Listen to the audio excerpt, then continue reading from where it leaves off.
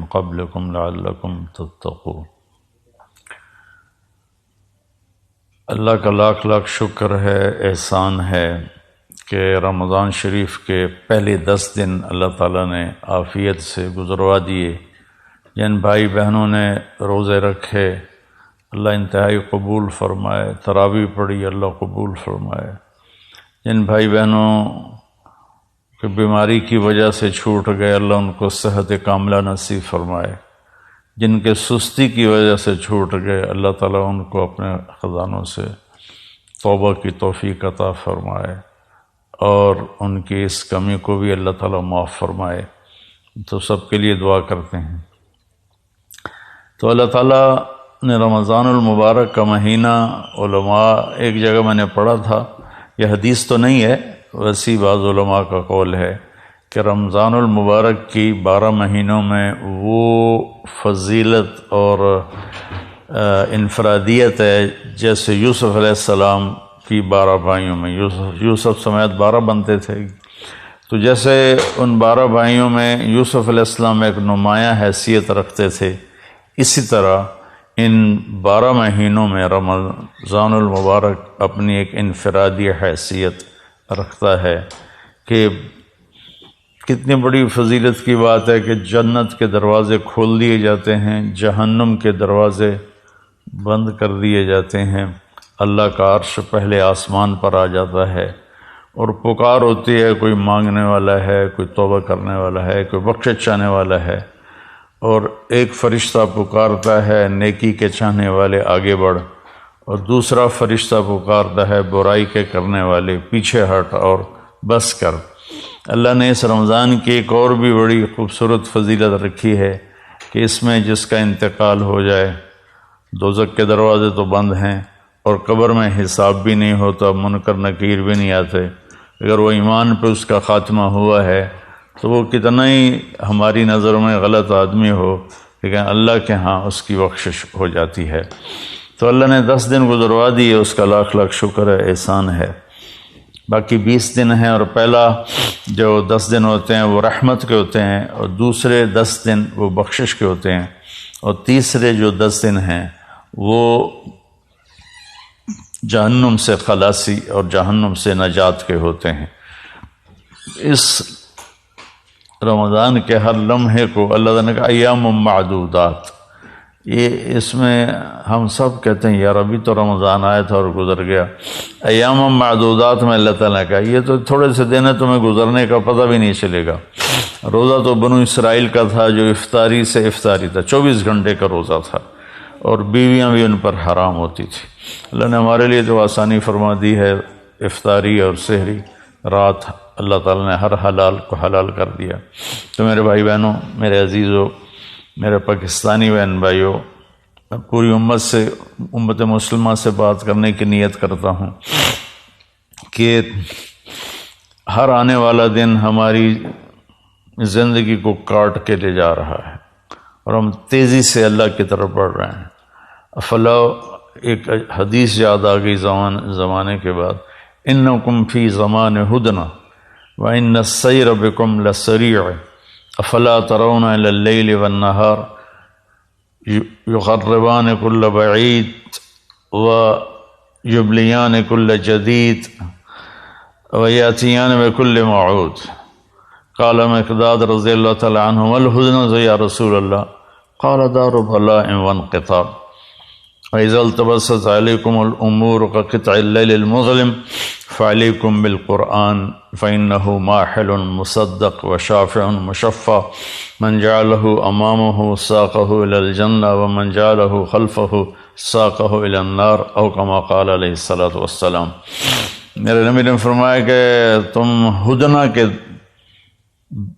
زمانے میں ہو، تم دیکھتے نہیں ہو کہ دن رات کتنی تیزی سے آنے والے وقت کو قریب لا رہے ہیں، اور تیزی کے ساتھ وہ ہماری جوانی کو بڑھاپے کی طرف تبدیل کر رہے ہیں، اور تیزی کے ساتھ اللہ کے وعدے کو قریب لا رہے ہیں، یعنی قیامت، اور قیامت کے بعد حساب کتاب۔ تو مقداد رضی اللہ تعالیٰ نے پوچھا یا رسول اللہ ہدنہ کیا ہے؟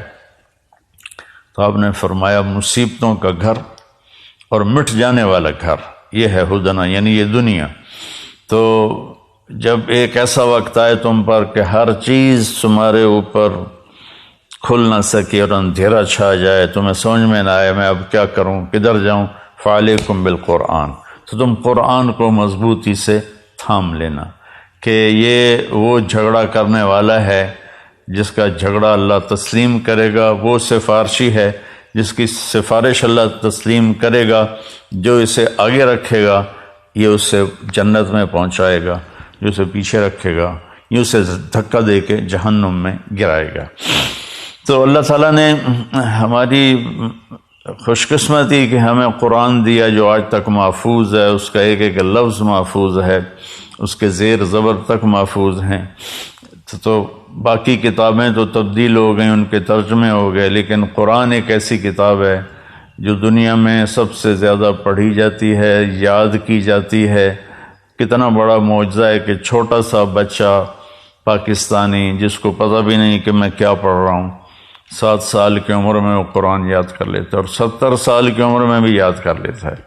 تو میرے بھائی بہنوں، یہ ہے اللہ کا پیغام، ہم نے اللہ کے بندوں کو جا کر سنانا ہے کہ اس مختصر زندگی میں ہم اللہ کو مان لیں۔ اور اللہ نے ہمیں امت وسط بنایا ہے، وَكَذَلِكَ جَعَلْنَاكُمْ أُمَّةً وَسَطًا، نہ ہمارے اندر زیادتی اللہ چاہتا ہے نہ کمی چاہتا ہے۔ زیادتی اور کمی سے مراد ہے کہ عبادات میں اتنا کھب جانا کہ دنیا ہاتھ سے چلی جائے، یا دنیا میں ایسے کھب جانا کہ آخرت ہاتھ سے چلی جائے، اللہ نے یہ ہمارے لیے نہیں بنایا۔ كَذَلِكَ جَعَلْنَاكُمْ أُمَّةً وَسَطًا، تم اعتدال کی امت ہو۔ تو عبادت کرتے کرتے دل میں ایک تکبر سا آ جاتا ہے، اور آدمی نہ داڑھی والا آدمی کسی کلین شیو کو دیکھتا ہے تو ایک لاشعوری کراہت اس کے دل میں پیدا ہو جاتی ہے۔ برقع والی پردہ خاتون جب کسی بے پردہ عورت کو دیکھتی ہے تو اس کے دل میں ایک لاشعوری کراہت اور ایک لاشعوری اس کی کمی پیدا ہو جاتی ہے۔ ایسے ہم کسی کو کمیوں کا، نمازی آدمی بے نمازی کو دیکھتا ہے۔ تو میرے بھائی بہنوں، اپنے روزوں کی حفاظت کرو، اپنی عبادات کی حفاظت کرو، سب کے عیب دیکھنے سے اپنے آپ کو اندھا کر لو، اور سب کی برائی سننے سے اپنے آپ کو بہرا کر لو، اور سب کی برائی بولنے سے اپنے آپ کو گونگا کر لو، تو اللہ کی قسم آپ کا دل سورج کی طرح روشن ہو جائے گا۔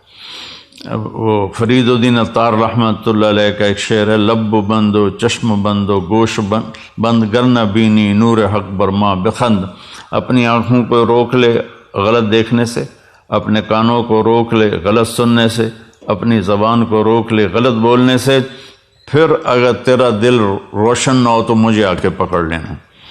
تو ہمارے معاشرے میں ماشاءاللہ عبادات بہت ہیں، لیکن اس کی حفاظت بہت کم ہے۔ ایک غیبت کا بول سارے دن کے روزے کو لے کے چلا جاتا ہے، ایک حقارت کی نظر وہ سارے دن کی بھوک اور پیاس کو لے کے چلی جاتی ہے۔ عیسیٰ علیہ السلام تشریف لے جا رہے تھے، ان کے ساتھ ان کے صحابہ تھے، اوپر پہاڑ کی چوٹی پہ ایک ڈاکو رہتا تھا۔ تو اس نے جب عیسیٰ علیہ السلام کو دیکھا تو اسے ندامت ہوئی، اور اس نے وہیں بیٹھ کے توبہ کی، یا اللہ آج کے بعد میں توبہ، میں کوئی ڈاکہ نہیں ڈالوں گا، اور میں تیرے نبی کے ساتھ رہوں گا۔ نیچے آیا اور ساتھ چلنے لگا۔ تو عیسیٰ علیہ السلام کے صحابہ میں سے ایک کی ایسے نظر پڑی، اور تو اس کو یوں دیکھا، کہاں صرف اتنا کہا حقارت سے، مطلب یہ تو ادھر کدھر آ گیا۔ تو اس وقت جبریل اترے اور انہوں نے کہا کہ اے روح اللہ، اللہ تعالیٰ فرما رہے ہیں آپ کے پیچھے 2 آدمی ہیں، ایک آپ کا صحابی ہے اور ایک میرا بندہ ہے گناہگار۔ تو آپ ان دونوں سے کہیں کہ فَلْيَسْتَأْنِفَ الْعَمَلَ، کہ دونوں کے دونوں نئے سرے سے اپنے عمل کو، زندگی کو شروع کریں۔ جو آپ کا صحابی ہے اس کے سارے عمل میں نے رد کر دیے ایک میرے بندے کو حقیر سمجھنے کی وجہ سے، اور وہ جو ڈاکو ہے اس کے سارے گناہ میں نے معاف کر دیے ندامت کی وجہ سے۔ تو اب دونوں زیرو ہیں، ایک کی جو بیلنس شیٹ ہے اس میں سے ساری نیکیاں مٹ گئیں، کسی کو حقیر سمجھا، دوسرے کی بیلنس شیٹ سے سارے گناہ مٹ گئے کہ ندامت آئی، دو چار آنسو ٹپکے اور وہ ساتھ ہو لیا۔ ہم اپنے اس روزے کی تلاوت کی کتنی ماشاءاللہ لوگ ہمت کرتے ہیں، تو کئی تو ایک ایک دن میں پورا قرآن ختم کر دیتے ہیں۔ تو اس کی حفاظت بھی کرنی ہے کہ ہماری آنکھیں عیب نہ دیکھیں، ہماری زبان غیبت سے بچے، ہمارے کان برائی سننے سے بچیں۔ معاذ اسلمی رضی اللہ تعالیٰ عنہ کو حد لگی اور وہ ان کو سنگسار کیا گیا، تو دو صحابی آپس میں باتیں کر رہے تھے کہ اچھا بھلا اللہ نے پردہ ڈالا تھا، اپنے آپ کو اس نے ننگا کیا اور رسوا ہوا، آپ نے سن لیا۔ آگے جا رہے تھے، ایک گدھا مردہ پڑا ہوا تھا، اس کی ٹانگیں پیٹ پھول کے اور ٹانگیں اوپر ہو گئی تھیں، تو آپ نے کہا وہ ان دو کو بلاؤ۔ جب وہ آئے تو آپ نے فرمایا کہ یہاں بیٹھ جاؤ اور اس کو کھا لو۔ وہ کہنے لگے یا رسول اللہ یہ آپ کیا فرما رہے ہیں، مرا ہوا حرام مردار ہم کیسے کھائیں؟ تو آپ نے فرمایا ابھی جو تم نے اپنے بھائی کا گوشت کھایا ہے وہ اس سے بھی زیادہ گندی اور غلیظ چیز ہے جو تم نے اس مرنے والے کی غیبت کی ہے۔ پھر آپ نے کہا والذی نفسی بیدہ، اس ذات کی قسم جس کے قبضے میں میری جان ہے، میں اب اس کو دیکھ رہا ہوں ینغمس فی انہار الجنہ، وہ جنت کی نہروں میں غوطے لگا رہا ہے، اور تم غیبت کر کے اپنی ساری کمائی گما بیٹھے ہو۔ تو میرے بھائی بہنوں، روزے کی حفاظت کریں، غیبت چھوڑیں، گالیاں چھوڑیں۔ ہمارے معاشرے میں اذا تصابت امتی سقطت من عین اللہ، جب میری امت ماں بہن کی گالیوں پر آ جائے گی تو اللہ کی نظروں سے گر جائے گی۔ تو مہربانی کر کے ہم اپنی زبان کو میٹھے بول سے سجائیں، جو ہماری برائی کرے ہم اس کی اچھائی کریں، جو ہمیں گھٹیا سمجھے ہم اسے اچھا سمجھیں، جو زیادتی کرے ہم اسے معاف کریں۔ تو اللہ کی قسم اللہ آپ کا کفیل بھی بن جاتا ہے، وکیل بھی بن جاتا ہے، اور رقیب بھی بن جاتا ہے، حفیظ بھی بن جاتا ہے، شہید بھی بن جاتا ہے، ولی بھی بن جاتا ہے، نصیر بن جاتا ہے، سارے اللہ کے جو نام کفا باللہ علیما، کفا باللہ ہادیم و کفا بربک ہادیم و نصیرا، کفا باللہ شہیدا، کفا باللہ رقیبا، کفا باللہ ولیا، الیس اللہ بکاف عبدا فسیکفیکہم اللہ هو السمیع العلیم۔ ان ساری آیات کا خلاصہ کرو تو اللہ کہتا میں تیرے ساتھ ہوں۔ کس وقت؟ ہم صرف یہ 1 2 اور 3، بس آج کے میرے پیغام میں یہ ایک چھوٹی سی گزارش ہے، 1 2 3۔ اس نظر سے غلط نہ دیکھو، ایک غلط نظر اندر کو برباد کر دیتی ہے، تباہ کر دیتی ہے۔ ان کانوں سے غلط نہ سنو، اس زبان سے غلط نہ بولو۔ ہو جائے تو پریشانی کی بات نہیں ہے، اگر ہو جائے، نظر غلط اٹھ جائے، زبان غلط بول جائے، کان غلط سن جائیں تو گھبرانے کی بات نہیں ہے، ہم اسی وقت توبہ کریں گے، اللہ اسی وقت معاف کر دے گا۔ ابھی ایک نوجوان کا فون آیا تھا، کہا کہ میری زندگی بڑی غلط ہے، بہت خراب ہے، میں توبہ کرنا چاہتا ہوں۔ میں ایک مولانا کے پاس گیا تھا کہ کیا میری توبہ قبول ہو سکتی ہے؟ انہوں نے کہا دفع ہو جا، تیرے منہ پہ داڑھی تو ہے نہیں، تو توبہ کرنے کیا آیا ہے؟ تو وہ کہنے لگا میں نے خودکشی کا ارادہ کر لیا کہ زندگی سے تو موت ہی بہتر ہے۔ پھر کہیں سے میرا نمبر ملا تو اس نے مجھے بتایا، پھر میں نے اس کا بیٹا اللہ کہتا ہے اتنے گناہ کرو کہ آسمان کی چھت کو لگا دو، پھر ایک دفعہ کہہ دو یا اللہ معاف کر، تو میں ساری معاف کر دیتا ہوں۔ اور میرے نبی نے فرمایا دن میں 70 دفعہ توبہ توڑ کے توبہ کر لے تو اللہ تعالیٰ اس کی بخشش فرما دیتا ہے اور اس سے اپنی دوستی کو برقرار رکھتا ہے۔ جاوید چودھری صاحب بڑے اچھے کالم نگار ہیں، میری بڑی ان سے محبت ہے، دوستی ہے، تعلق ہے۔ انہوں نے ایک دفعہ مجھے فون پہ لیا، مجھے کہا کہ مولانا آپ لوگوں کو گناہوں پہ دلیر کر رہے ہیں۔ میں نے کہا وہ کیسے؟ کہ آپ کہتے ہیں جتنی دفعہ مرضی توبہ توڑو، توبہ کر لو گے تو اللہ معاف کر دے گا۔ اگر آپ کا نوکر 2-3 دفعہ غلطی کرے تو چوتھی دفعہ آپ اسے معاف کریں گے؟ میں نے کہا جاوید بھائی آپ نے مجھے اللہ کے برابر کر دیا، میں تو انسان ہوں، میرا تو بیٹا اگر میرے مقابلے میں آئے گا تو میں کہوں گا بھائی اپنا راستہ الگ کر لو، میری جان چھوڑ دو۔ وہ اللہ ہے، اللہ جو اپنی زبان سے کہہ رہا ہے کہ تمہارے اتنے گناہ ہوں۔ عرفات کے میدان میں جب آدمی پہنچتے ہیں تو اللہ کہتا ہے اتنے گناہ لاؤ جتنے بارش کے قطرے، اتنے گناہ لاؤ جتنے درختوں کے پتے، اور اتنے گناہ لاؤ جتنے ریت کے ذرے، اور اتنے گناہ لاؤ جتنے جس دن دنیا پیدا کی تھی اس سے آج تک جتنے دن اور رات آئے اتنے گناہ لے کر آؤ۔ ایک آدمی، ہر آدمی اتنے گناہ لے کر آئے، اور تم کو یا اللہ توبہ، تو اللہ کہے گا جاؤ معاف کیا۔ تو اللہ نے اس کے ساتھ توبہ کا دروازہ رکھا ہے۔ بعض اوقات شیطان نا امید کر رہتا ہے جی میری تو زبان پھسل جاتی ہے، گالی نکل جاتی ہے، غیبت ہو جاتی ہے، یا میری نظر غلط اٹھ جاتی ہے، تو بھائی جہاں غلطی ہو وہیں توبہ کرو، اللہ اسی وقت معاف کر دیتا ہے، کھڑے کھڑے معاف کر دیتا ہے۔ مثلا میں اپنے بیٹے پر تھوڑی سی سختی کروں گا نا تو اس کے دل کے اوپر ایک اثر آ جائے گا، پھر اس کو قریب کرنا چاہوں گا تو وہ قریب نہیں آئے گا۔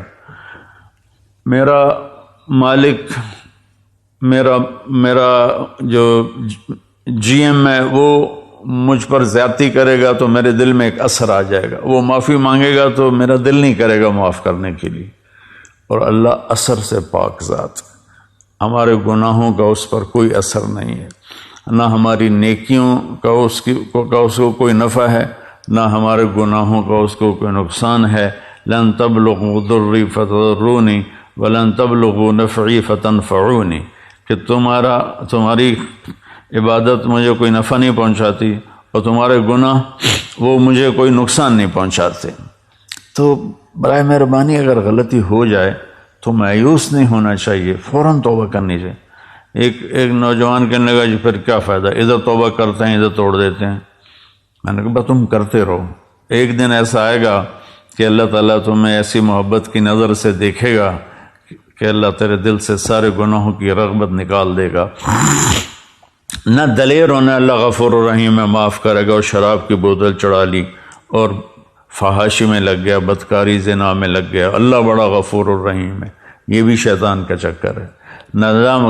گناہ پہ ندامت کے آنسو یہ ساری رات کے نفلوں سے اللہ کو زیادہ محبوب ہیں۔ ایک میرے دوست تھے، تو ایک دن ان کا فون آیا اور چیخنا شروع کر دیا زور زور سے فون پہ ہی۔ میں نے کہا بھائی کیا ہوا کیا ہوا؟ مجھے شراب کی عادت لگ گئی ہے، چھوٹ نہیں رہی۔ تو میں نے کہا تیرا یہ جو رونا ہے نا یہ تمہیں اس سے آزاد کر دے گا۔ گناہ کی ندامت بعض اوقات نیکی سے بھی افضل ہوتی ہے۔ تو بھائی بہنوں، ہم ایک بدو آیا، یا رسول اللہ ہمارا حساب کون لے گا قیامت کا دن؟ تو آپ نے کہا اللہ۔ تو کہنے لگا واہ واہ واہ واہ، موجاں ہو گئی ہیں موجاں، بخن بخن، جو ہماری پنجابی میں موجاں ہی ہو گئی ہیں موجاں۔ تو آپ نے فرمایا بھائی کیوں کہہ رہے ہو موجاں ہو گئی ہیں بخن بخن؟ کہ یا رسول اللہ بڑا طاقتور بھی ہے اور بڑا سخی بھی ہے، اور سخی آدمی اور مہربان آدمی پکڑ بھی لے تو چھوڑ دیتا ہے، تو وہ تو اللہ ہے، امید ہے اللہ ہمارے گناہوں کو معاف فرمائیں گے۔ تو بیلنس یہ ہے کہ میرا اللہ غفور الرحیم ہے تو گناہوں کے راستے پہ نہ چلیں، اور میرے اللہ نے جہنم بنائی ہے تو مایوس نہ ہو جائیں، بلکہ اس کے درمیان کی زندگی ہو۔ کوشش کریں زبان غیبت سے پاک ہو جائے، چغلی شکایت سے پاک ہو جائے، کسی کا عیب نہ بتاؤ، اللہ آپ کے عیب چھپا دے گا۔ ایک صحابی نے عرض کیا رسول اللہ میں چاہتا ہوں میرے عیبوں کا کسی کو پتہ نہ چلے، تو آپ نے فرمایا استر عیوب اخوانک یسترک ربک یوم القیامہ، تو اپنے مسلمان بھائیوں کے عیبوں پہ پردہ ڈال، اللہ تیرے اوپر پردہ ڈال دے گا اپنی رحمت کا۔ تو اپنی ہر عبادت کو محفوظ کرنے کے لیے یہ تین چیزیں ہیں، ایک ہماری زبان صحیح چلے، ایک ہماری آنکھ صحیح دیکھے، ایک ہمارے کان صحیح سنیں، تو ہر عبادت محفوظ ہو جائے گی۔ اور اللہ تعالیٰ کو زیادہ عبادت نہیں چاہیے، عبادت کی کثرت مطلوب ہی نہیں ہے۔ لِيَبْلُوَكُمْ أَيُّكُمْ أَحْسَنُ عَمَلًا، کہ ہم یہ دیکھنا چاہتے ہیں تم میں سے خوبصورت عمل کون کرتا ہے۔ میرے بھائی بہنوں، اللہ یہ نہیں چاہتا ساری رات مصلی بچھا کے بیٹھے رہو اور عشاء کے وضو سے فجر کی نماز پڑھو، یہ اللہ نہیں چاہتا۔ اگر چاہتا ہوتا تو میں نے نبی اپنے 23 سال نبوت کے عشاء کی کہ وضو سے فجر کی نماز پڑھتے. اور مسلسل روزے رکھنا اللہ نہیں چاہتا. اگر یہ ہوتا تو اللہ کا نبی مسلسل روزے رکھتا. ہمارے ایک ساتھی تھے، فوت ہو گئے، اللہ ان کی بخشش کرے، وہ 30 سال مسلسل روزے رکھے روزانہ سوائے عیدین. پھر ان کے مزاج میں اتنی شدت آ گئی، اتنی سختی آ گئی کہ وہ ایک دفعہ میرے ساتھ چلے میں تشریف لے گئے تھے. میری انہوں نے وہ دھلائی کی کہ مجھے آج تک اس کی کڑواہٹ یاد ہے کہ وہ مزاج ان نیچرل ہو جاتا ہے. 3 صحابہ آئے، حضرت عائشہ سے پوچھا کہ اللہ کے نبی گھر میں کیا کرتے ہیں؟ کہ وہ سوتے بھی ہیں، جاگتے بھی ہیں، اپنی بیویوں کے پاس بھی ہوتے ہیں اور اپنے گھر کے کام بھی کرتے ہیں اور نفل بھی پڑھتے ہیں، آرام بھی کرتے ہیں. تو انہوں نے کہا یار وہ تو اللہ کے نبی ہیں، بخشائے، ہمیں تو کچھ اس سے زیادہ کرنا چاہیے. تو ایک نے کہا میں ساری زندگی پوری رات عبادت کروں گا. دوسرے نے کہا میں ساری زندگی روزے رکھوں گا. تیسرے نے کہا میں ساری زندگی شادی نہیں کروں گا. تو اللہ کے نبی کو پتہ چلا تو آپ نے تینوں کو بلا لیا. آپ نے فرمایا مجھ سے زیادہ اللہ سے ڈرتے ہو، مجھ سے زیادہ تمہیں اللہ کا پتہ ہے. میں اللہ کا نبی ہوں، میں کھاتا بھی ہوں، میں روزہ بھی رکھتا ہوں، میں افطار بھی کرتا ہوں، میں سوتا بھی ہوں، میں نفل بھی پڑھتا ہوں، میں اپنی بیویوں کے پاس بھی جاتا ہوں اور اللہ کو بھی یاد کرتا ہوں. کیا تم مجھ سے زیادہ عبادت گزار بننا چاہتے ہو؟ میری امت میں رہبانیت نہیں ہے، میری امت میں رہبانیت نہیں ہے. اعتدال والی زندگی اللہ کو پسند ہے. ساری دنیا کے اولیاء کرام شیخ عبد القادر جیلانی بن جائیں اور پھر وہ سارے ایک صحابی کے برابر ہونا چاہیں تو کسی صحابی کے برابر نہیں ہو سکتے جن کو اللہ کے نبی کی صحبت نصیب ہوئی. تو اسلام ایک معتدل زندگی پیش کرتا ہے. یہ اس قسم کے واقعات کتابوں میں ہیں. 40 سال عشاء کے وضو سے فجر کی نماز پڑھی اور ساری زندگی ایک میں پڑھ رہا تھا، میں نے 1 سال کھایا پیا نہیں، 1 سال پیا کھایا نہیں، 1 سال نہ کھایا نہ پیا. یہ اسلام تو ہمارے پیش کرنے کا نہیں ہے. اسلام تو ایک خوبصورت زندگی پیش کرتا ہے. ولایت کا مقام عبادت سے نہیں ہوتا ہے، ولایت کا مقام اللہ کے بندوں کے سامنے جھکنے سے ملتا ہے، تواضع اور عاجزی سے ملتا ہے. تو ہم اپنے اسلام کو اللہ نے ہمیں معتدل اسلام دیا، اپنے بچوں پر بھی سختی سے نافذ نہ کریں. تو بھائی بہنوں، اعتدال سے چلنا اور اللہ کے سامنے سر جھکانا اور یہ نظریں، یہ زبان، یہ کان، اس کو آپ محفوظ کر لیں. اس نے میرے ساتھ یہ کیا، آپ نے کہا چلو درگزر کرو، تو پھر آپ دیکھو گے اللہ تعالیٰ آپ کی زندگی میں کیسے بہار